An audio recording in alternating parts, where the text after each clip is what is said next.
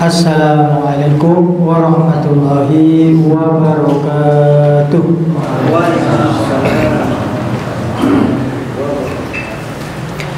Innal hamdalillah nahmaduhu wa nasta'inuhu wa nastaghfiruh wa na'udzu billahi min shururi anfusina wa min sayyiati a'malina. Man yahdihillahu fala mudilla lahu wa man yudlilhu fala hadiya lahu. Asyhadu an la ilaha illallah wahdahu la syarika lahu wa asyhadu anna Muhammadan abduhu wa rasuluh la nabiyya wa la rasula ba'dahu. Qala Allah ta'ala fil Qur'anil Karim بعد أن أعوذ بالله من الشيطان الرجيم يا أيها الذين آمنوا اتقوا الله حق تقاته ولا تموتن إلا وأنتم مسلمون. وقال رسول الله صلى الله عليه وسلم ittaqillaha haitsuma kunta wa atbi'is sayyi'ata alhasanata tamhuha wa khaliqin nasa bi khuluqin hasanin. Amma ba'd.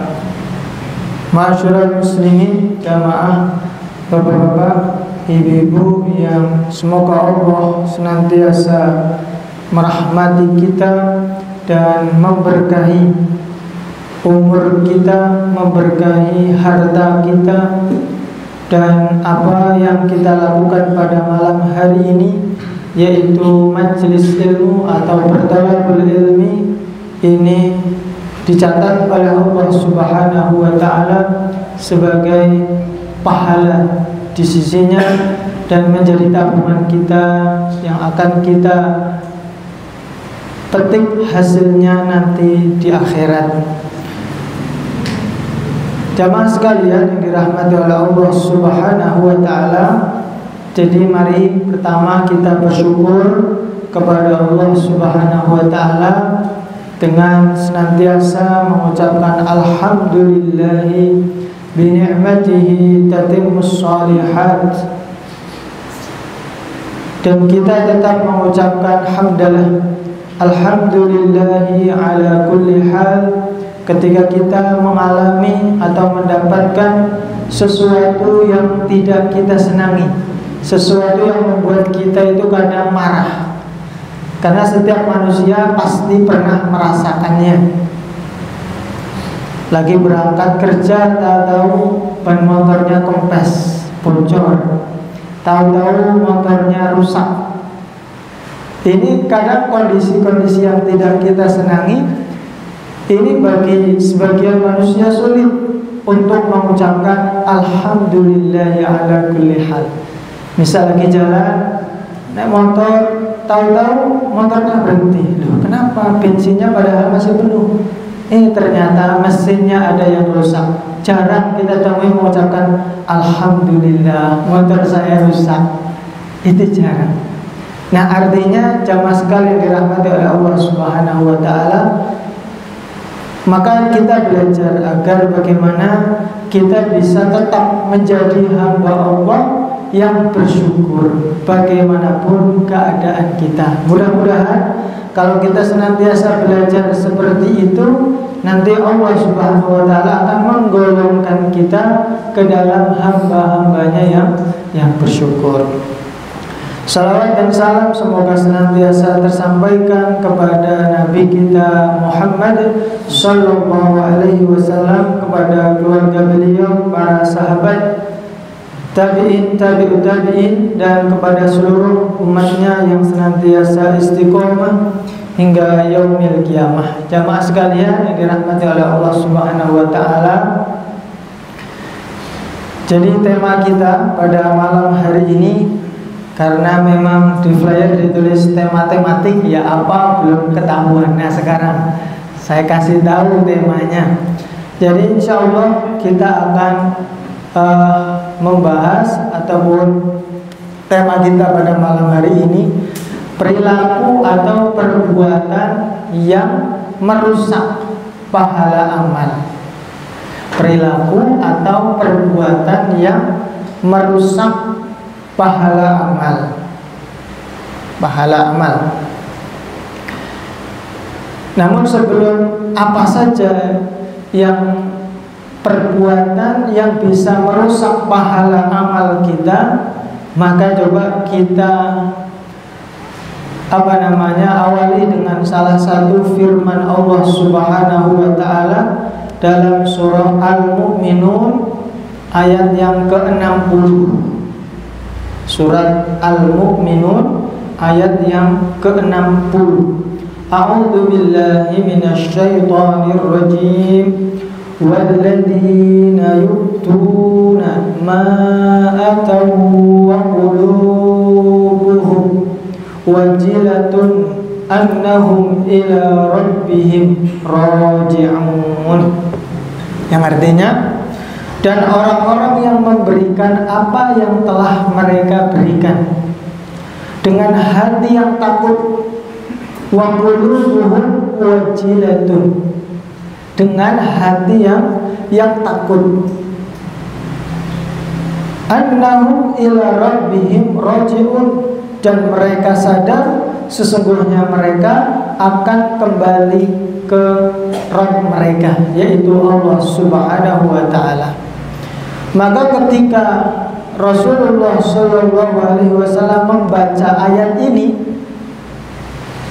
walladzina yu'tuna ma ataw wa qulubuhum wajilatun ila rabbihim raji'un, maka Aisyah radhiyallahu anha bertanya, wahai Rasulullah, apakah mereka itu adalah orang-orang yang minum khamr?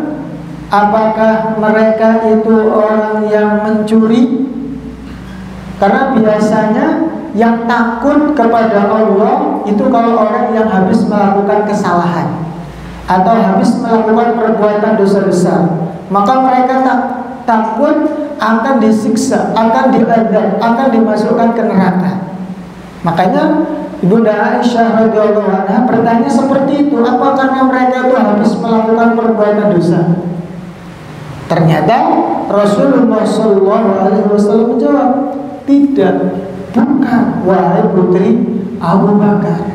Bukan karena mereka itu habis minum khamr, bukan karena mereka itu habis mencuri, tetapi mereka itu adalah orang yang melakukan ibadah shaum.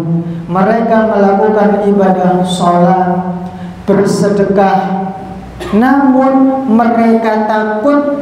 Nah ini, mereka khawatir kalau amalan-amalan yang mereka lakukan tidak diterima oleh Allah Subhanahu wa ta'ala. Khawatir, takut, jangan-jangan puasa saya, shaum saya, sedekah saya tidak diterima oleh Allah Subhanahu wa ta'ala. Maka mereka itulah, kata Rasulullah SAW, orang-orang yang termasuk sabiqun bil khairat. Mereka itu adalah orang-orang yang bersegera dalam kebaikan, dan mereka selalu menjadi yang terdepan.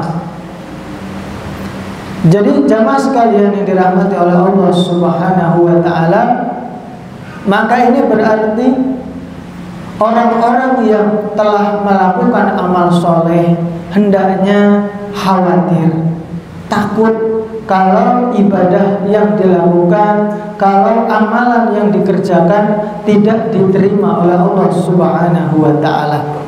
Bahkan Nabi Ibrahim alaihissalam itu berdoa dalam surah Al-Baqarah di juz yang terakhir, juz 1.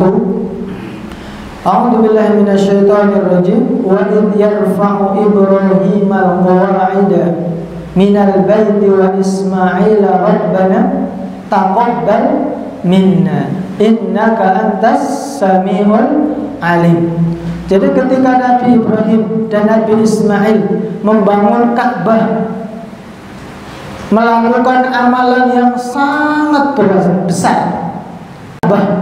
Itu kan amalan yang sangat besar, perbuatan yang sangat mulia.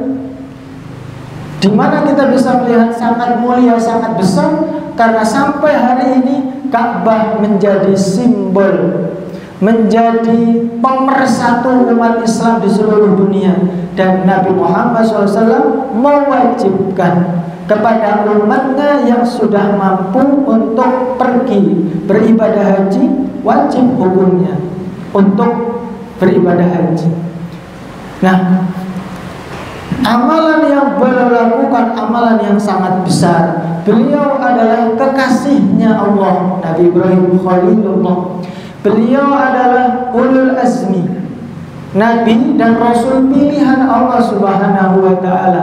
Tetapi walaupun beliau adalah seorang Nabi Rasul yang sangat mulia, dan amalan yang beliau lakukan sangat mulia juga, tapi tetap berdoa kepada Allah, Rabbana taqabbal minna, ya Rabb kami, terimalah amal yang telah kami kerjakan ini.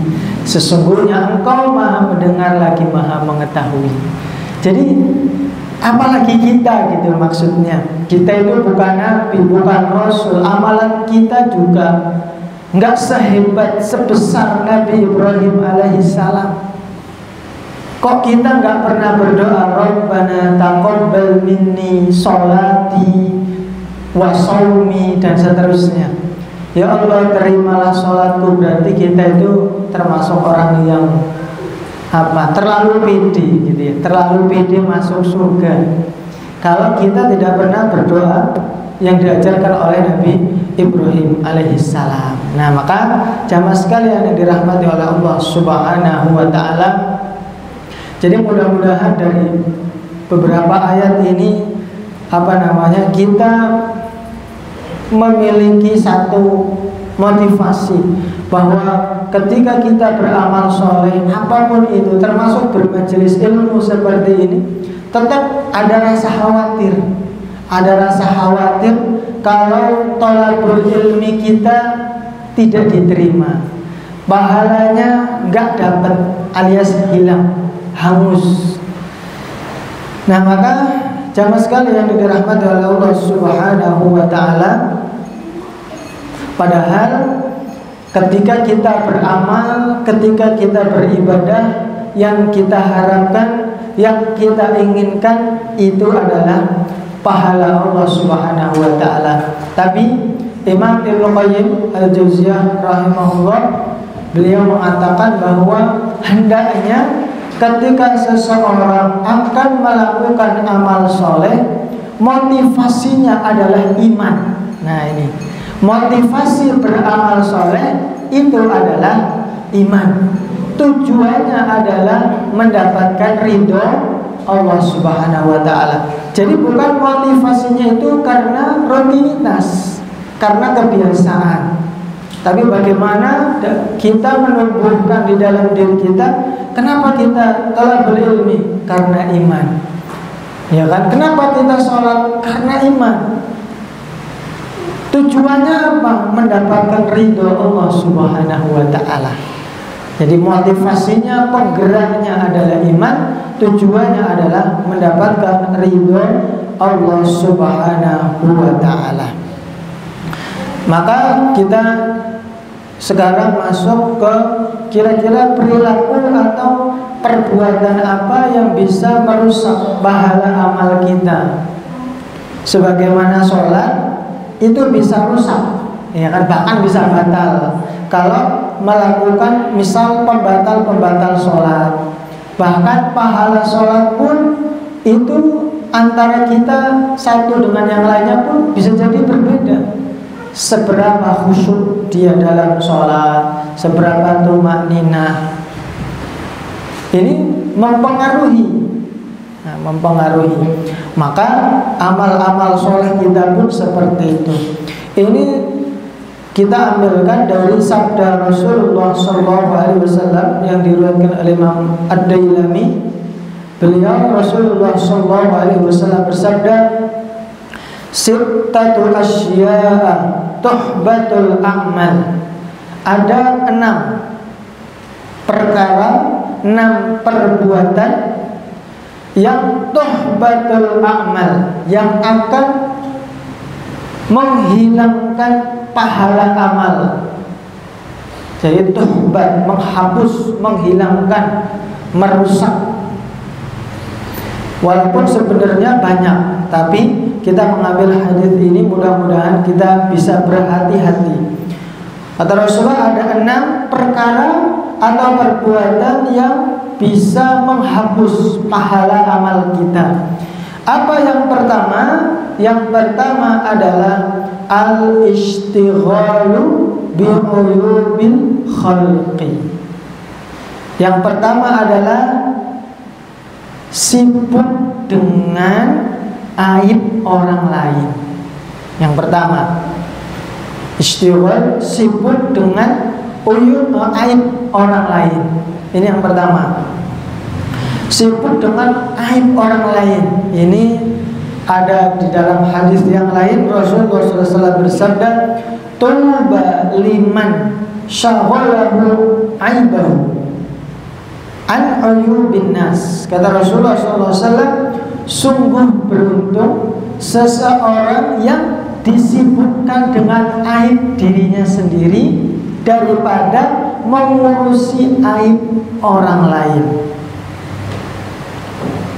Ini hadis riwayat Al-Bazzar. Maka hadis ini yang mengatakan bahwa sungguh beruntung orang yang mengurusi aib dirinya sendiri daripada mengurusi aib orang lain.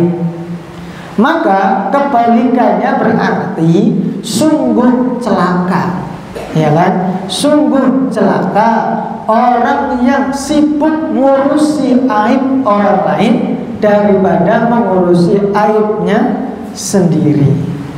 Jadi kesalahan orang lain itu dicari mana kesalahan yang dilakukan. Nanti kalau sudah menemukan kesalahan tersebut, akan dia hina, akan direndahkan, bahkan akan dibully, sampai mungkin diribah, difitnah dan seterusnya. Maka perbuatan yang seperti itu akan menghapus, akan merusak pahala amal yang dilakukan. Pahala amal yang mana? Ya amal mana saja. Karena dia melakukan riba, dia melakukan fitnah, dia melakukan tajassus, ya kan? Mencari-cari kesalahan orang lain.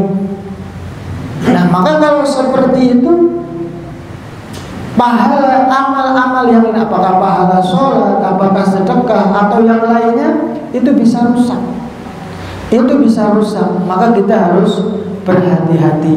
Lebih baik kita mengurusi aib kita sendiri. Kenapa? Karena ketika seseorang mengurusi aibnya sendiri, maka dia akan bisa introspeksi, ya Pak ya. Kemudian dia bisa bertaubat, mohon ampun kepada Allah Subhanahu wa taala. Ini levelnya sesama muslim, Pak.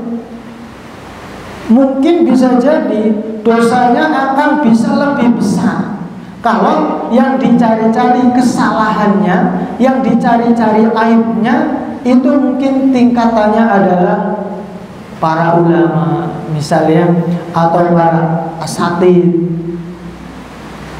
orang-orang yang berilmu misalnya. Ada orang-orang yang sengaja mencari-cari kesalahannya, mencari-cari kekeliruannya, begitu kan? Ketemu langsung tanpa punya adab, tanpa punya akhlak sedikit pun kepada para ulama misalnya. Kemudian dia, wah si ustadz itu, si ulama itu, si kiai itu misalnya, sebutkan kesalahannya, direndah-rendahkan, dihina-hinakan. Maka ini lebih mengerikan lagi, lebih mengerikan lagi. Tapi dia itu orangnya rajin salat, dia rajin sedekah. Nah, mungkin dapat pahala, tapi pahalanya bisa habis, bisa terhapus, bisa terhapus. Tapi dia sudah naik haji, Ustaz. Iya, dia naik haji.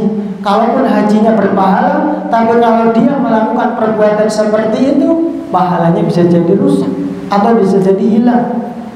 Nah, ini yang harus kita waspadai, harus kita waspadai. Semoga Allah Subhanahu wa taala menjaga diri kita untuk tidak melakukan atau sibuk dengan aib orang lain. Kemudian yang kedua, kata Rasulullah SAW, yang pertama adalah al-ishtighalu bi'uyubil khalqi. Yang kedua, wa qaswatul qalbi. Yang kedua, yang bisa merusak pahala amal itu, yang kedua adalah hati yang keras. Yang kedua adalah hati yang keras. Hati yang keras itu yang bagaimana? Hati yang keras itu seperti apa? Maka hati yang keras itu adalah hati yang penuh dengan noda dan penyakit yang mengenaskan, yang mengkhawatirkan.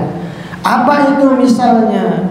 Misalnya adalah kebencian, iri hati, dengki, kesombongan. Pokoknya penyakit-penyakit hati itu, kalau itu tidak diobati, itu dibiarkan, itu bisa merusak pahala amal soleh kita, Pak. Sebagaimana Rasulullah SAW pernah bersabda bahwa sesungguhnya hasad atau iri atau dengki itu bisa menghapus pahala seseorang seperti api yang membakar kayu bakar. Lama-lama kayunya habis terbakar. Nah, hasad, iri pun seperti itu. Jadi iri yang bagaimana? Yang akan bisa menghapus pahala manakala seseorang tidak suka ketika ada saudaranya yang mendapatkan kesenangan, kenikmatan. Dia nggak senang, Pak. Bahkan dia itu punya rasa atau punya keinginan agar kenikmatan yang didapatkan oleh saudaranya itu segera hilang atau itu menjadi miliknya. Itu iri, hasad yang bisa menghapus pahala amal seseorang. Tapi kalau hanya sekedar, misal tetangga kita beli motor, kemudian kita cuma pingin gini, saya kok pingin ya punya motor seperti tetangga saya. Kalau hanya sebatas itu boleh, sebatas itu saja boleh. Tapi kalau sudah dilanjutkan, semoga besok motornya hilang. Nah, ini sudah iri ya, yang dilarang. Ini sudah dilarang kalau sudah berlanjut sampai di situ. Maka jamaah sekalian, maka ketika ada perasaan itu, gimana soal kalau tanpa sengaja tiba-tiba itu kita rasakan ada perasaan itu, pingin supaya nikmat yang didapatkan oleh saudara kita itu hilang, maka sekedar langsung beristighfar, langsung istighfar, langsung bertawun, meminta perlindungan kepada Allah Subhanahu wa taala.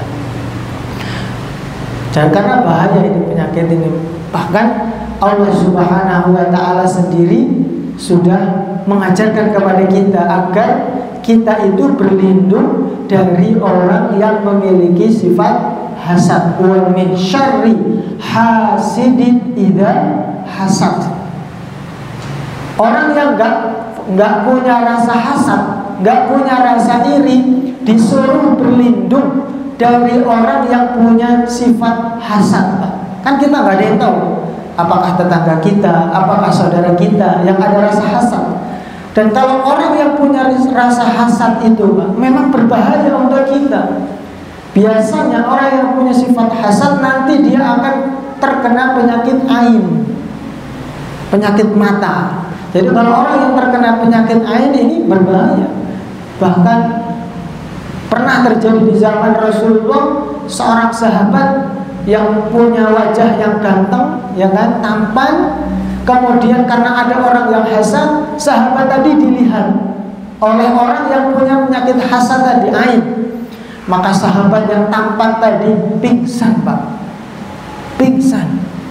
Gara-gara dilihat oleh orang yang punya hasad tadi itu. Maka kita membaca surat Al-Falaq, An-Nas itu dalam rangka membentengi diri kita, keluarga kita dari orang-orang yang punya sifat hasad. Makanya jamaah sekalian yang dirahmati oleh Allah Subhanahu wa taala, dan di dalam Islam tidak boleh memiliki sifat hasad kecuali kepada dua orang ya. Artinya kita boleh hasad kepada dua orang ini. Yang pertama adalah orang yang kaya, kemudian dia gunakan kekayaannya untuk bersedekah. Nah, kita itu saya ingin seperti bapak itu, jadi orang kaya kemudian gemar bersedekah. Yang pertama. Yang kedua itu orang yang apa? Yang Allah Subhanahu wa taala, ada yang masih ingat nggak? Yang kedua, orang yang kaya, kemudian orang yang ahli ibadah. Ahli ibadah, saya pokoknya ingin seperti si fulan, rajin ibadah.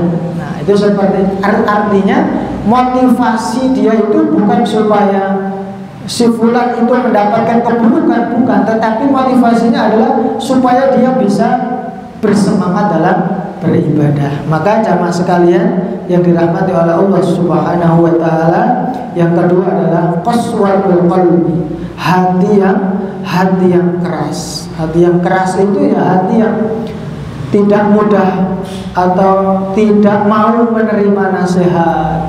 Itu hati yang keras.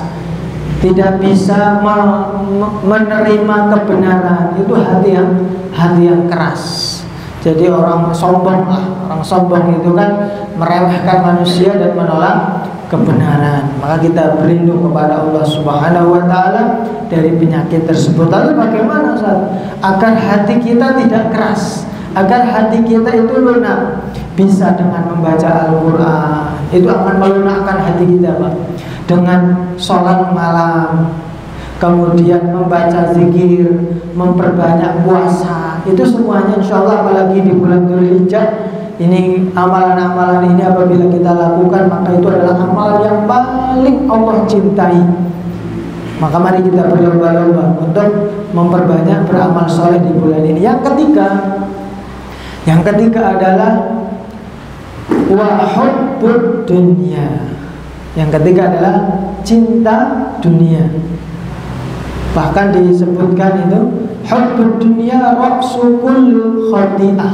Cinta dunia itu adalah pangkal dari setiap dosa atau kesalahan. Jadi kalau orang sudah cinta dunia, biasanya dia akan terlupakan dengan urusan akhiratnya. Jadi orientasinya itu sudah pokoknya dunia. Bagaimanapun caranya, yang penting dunia dapat, harta, jabatan, dan seterusnya. Maka ini sebagai renungan bagi kita bahwa Rasulullah SAW bersabda, "Fawallahi mal faqru akhsha alaikum," kata Rasulullah.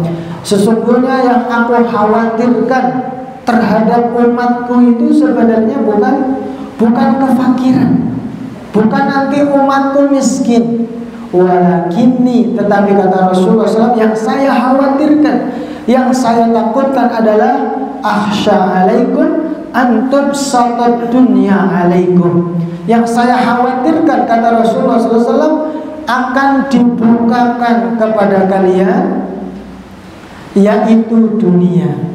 Dimudahkan kepada kalian urusan dunia, kama busitat ala man kana qablakum, sebagaimana telah dibukakan dunia kepada orang-orang sebelum kalian. Fatanafasuha kama tanafasuha, maka kalian akan berlomba-lomba untuk mendapatkan sebagaimana orang-orang sebelum. Wa tuhlikakum, dan kalian akan binasa sebagaimana mereka kaum sebelum kalian juga binasa karena dunia.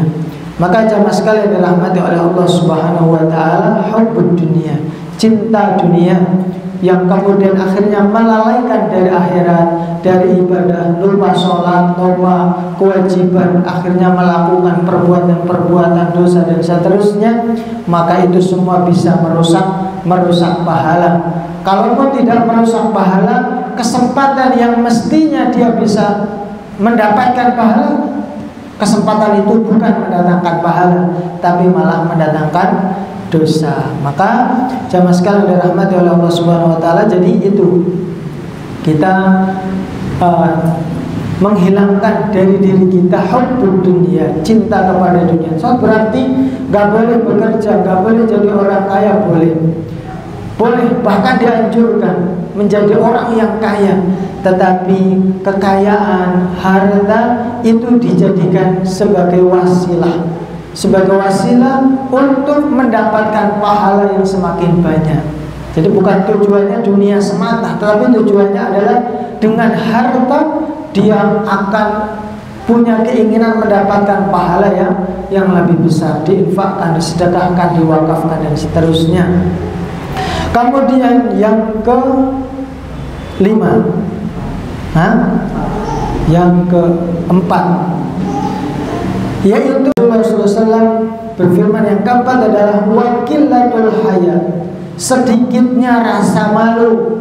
Sedikitnya rasa malu. Dalam mahfudat, kata-kata mutiara dalam bahasa Arab, idza lam tastahi fasna ma syi'ta. Kalau engkau tidak punya rasa malu, berbuatlah sesuka hatimu. Tetapi Rasulullah mengaitkan, menghubungkan bahwa iman dan malu adalah satu kesatuan. Artinya kalau punya iman mesti punya rasa malu, karena al-haya'u syu'batun minal iman. Malu itu adalah cabang dari keimanan. Karena iman itu memiliki cabang-cabang. Ada 70 lebih cabang keimanan. Ada yang paling tinggi, ada yang paling rendah. Maka malu itu bagian dari iman. Artinya ketika rasa malu itu tidak ada, ya berarti imannya tidak ada. Nah, maka ini yang kita waspadai. Rasa malu bagaimana? Rasa malu dari berbuat maksiat kepada Allah Subhanahu wa ta'ala. Malu kalau semalaman itu tidak digunakan untuk sholat malam. Malu kalau seharian belum membaca Al-Quran. Malu kalau tidak pernah bersedekah. Itulah malu karena iman. Jadi bukan malu kenapa kok enggak ikut lagi taklim, saya malu sama siapa? Ketemu si nah, ini bukan malu yang baik. Jadi malu yang baik itu adalah malu yang menyebabkan kita berbuat amal soleh, dan malu yang membuat kita meninggalkan larangan Allah Subhanahu wa ta'ala. Malu bermaksiat, malu dilihat Allah. Oh, saya malu lah, masa saya sedang bermaksiat kemudian dilihat Allah yang ngasih saya makan, yang memberikan saya nikmat, masa saya di hadapan Allah saya berbuat dosa. Nah, ini malu yang baik. Kemudian yang kelima adalah tulul amal, panjang angan-angan. Maka Imam Al-Ghazali rahimahullah mengatakan, orang yang panjang angan-angan itu biasanya akan mendapatkan 6 keburukan. Biasanya dia akan meninggalkan ketaatan, dia akan bermalas-malasan. Yang kedua, senang menunda-nunda taubat. Karena panjang angan, nantilah saya masih muda, saya mau habiskan untuk foya-foya, untuk senang-senang, mumpung masih muda. Saya akan gunakan untuk mencari harta. Nanti kalau saya sudah tua, baru saya akan bertaubat. Apa ada orang yang seperti itu? Ada yang kami ajari belajar Iqra, itu sudah punya cucu, sudah umur 50 tahun, baru belajar Iqra. Ada. Kenapa? Ketika kita ngobrol, itu tadi prinsipnya beliau. Jadi dulu saya itu kesalahan saya, ya alhamdulillah aku salah. Jadi ketika remaja itu yang penting yang di benak saya itu, sekarang saya kerja, saya mengumpulkan uang, saya ngumpulin harta sebanyak-banyaknya. Ya akhirnya sampai sekarang saya baru belajar Iqra. Nah, ini tentu adalah orientasi yang salah. Nah, maka mari kita bersama-sama jangan terlalu banyak tertipu dengan angan-angan. Saya masih muda, saya masih kuat, dan seterusnya. Kemudian yang terakhir, yang keenam, kata Rasulullah SAW adalah perbuatan dolim yang tiada henti. Perbuatan dolim yang tiada henti. Ini yang terakhir. Jadi perbuatan dolim ini ada 3. Dolim kepada Allah, dolim kepada sesama, dolim kepada diri sendiri. Dan kedoliman ini harus kita waspadai, Pak. Kedoliman ini, dolim kepada Allah, apa misalnya? Berbuat syirik, menyembah kepada selain Allah, meminta rezeki bukan kepada Allah, kepada makhluk meminta, dan seterusnya. Kemudian berbuat dolim kepada sesama manusia, menghina, menyakiti, mengambil haknya, mencuri, apalagi menfitnah, menghibah, dan seterusnya. Mendolimi sesama. Mendolimi diri sendiri gimana? Melanggar aturan Allah, kewajiban gak dilakukan, larangan dikerjakan, minum-minum khamr dan seterusnya. Itu mendolimi diri sendiri, artinya dia itu menyakiti dirinya sendiri yang nanti dengan perbuatan itu menyebabkan dia di akhirat atau di dunia mendapatkan azab, disiksa oleh Allah Subhanahu wa ta'ala. Dan yang lebih mengerikan terakhir, kita tutup dengan hadis Rasulullah SAW bahwa beliau bertanya kepada para sahabat, wahai para sahabat, atadruna manil muflis? Tahukah kalian siapa orang yang bangkrut? Maka para sahabat menjawab, al-muflisu fina man la dirham wa la dinar. Orang yang bangkrut itu orang yang gak punya dinar, gak punya dirham, gak punya apa-apa. Namanya bangkrut ya sudah habis, hartanya habis. Itu orang yang bangkrut. Maka Rasulullah, bukan itu orang yang bangkrut itu. Orang yang bangkrut itu atau al-muflis itu adalah orang yang datang pada hari kiamat menghadap kepada Allah Subhanahu wa ta'ala dengan membawa pahala puasa, membawa pahala sholat, membawa pahala zakat dan pahala-pahala yang lain. Tetapi ketika di dunia dia mendolimi si fulan, menyakiti si fulan, mengambil haknya dan seterusnya, maka pahala orang yang mendolimi akan diberikan kepada orang yang pernah dia dolimi. Kalau pahalanya sudah habis, maka dosa-dosa orang yang pernah dia dolimi akan ditanggung oleh orang yang pernah mendolimi. Maka sekali lagi, kadar dosanya, kadar azabnya itu berbeda antara kita sesama muslim ini dengan orang yang levelnya lebih tinggi. Maka orang yang menyakiti sesama muslim dengan menyakiti ulama, atau yang lebih lagi menyakiti Nabi, menyakiti Allah Subhanahu wa ta'ala, itu beda level akibatnya, azabnya. Aisyah. Jadi intinya seperti itu. Maka kita berhati-hati. Maka hari ini ada orang yang berani mendolimi orang yang beriman, menyakiti para ulama, apalagi Rasulullah dihina, ya kan, disebut namanya Muhammad. Itu bisa jadi bukan hapus pahalanya, yang bisa jadi bukan terhapus, amalannya nggak diterima, bisa jadi sampai tingkatan dia murtad, keluar dari Islam, karena sudah Allah dan Rasulnya yang dia hina. Maka sekali lagi kita berhati-hati, jangan sampai kita melakukan 6 hal ini. Mudah-mudahan dengan seperti itu pahala amal kita tetap dijaga oleh Allah. Nanti kita akan mengambil hasilnya di akhirat nanti. Demikian apa yang kami sampaikan. Apabila ada kata-kata yang keliru, kami mohon maaf. Dan kepada Allah astagfirullahaladzim. Assalamualaikum warahmatullahi wabarakatuh.